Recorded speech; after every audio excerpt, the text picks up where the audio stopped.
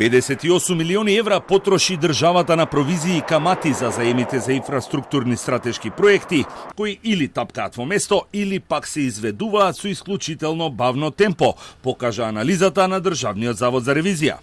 Убедливо најголеми давачки за еднократна провизија, камата за повлечени средства и провизија за неискористени, односно неповлечени, а одобрени пари, очекувано има за автопатот Кичево-Охрид.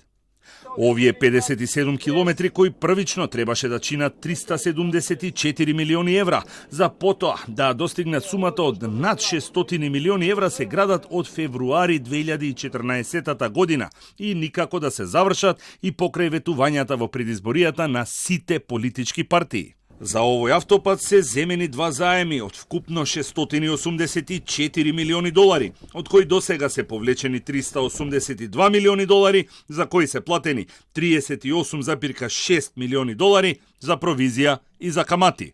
На второто место по направени трошоци, вкупно 7 милиони евра е програмата за национални патишта, со која треба да се подобри квалитетот на повеќе патни правци во Македонија. За оваа програма се земени 180 милиони евра, од кои се повлечени половината, 90 милиони.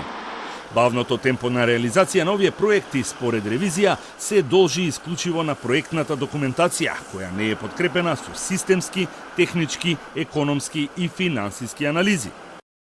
Во управувањето со јавни инвестиции отсуствува системска правна рамка, постапки и процедури, надлежни институции и дефинирани индикатори за систем на мониторинг и надзор на спроведувањето на јавните инвестиции, што придонесува за ненавремено преземање на корективни мерки. Главните проекти се следат на децентрализиран начин за кој не постои сеопфатна слика за напредокот во имплементацијата. Со нерешена експропријација издадени се одобренија за градба, комплексната постапка за утврдување на надоместокот за експропријација, како и постапката за одобрување на проекти за инфраструктура влијаат на степенот на реализација, бавна динамика и застој на проектите. Во анализата е опфатена и изградбата на коридорите 8 и 10, чија реализација се одвиваше со исклучително бавно темпо од 1% месечно, а кои требаше да чинат 209 милиони евра. За потоа, таа сума да се зголеми за нови 40 милиони евра поради непланирани дополнителни трошоци и на крајот договорите за изградба да бидат раскинати. Слично е и со клиничкиот центар во Штип, чија изградба запре бидејќи имаше измени во проектот, поради кој кредиторот се откажа од финансирање и сега единствен начин да се заврши е со буџетски средства.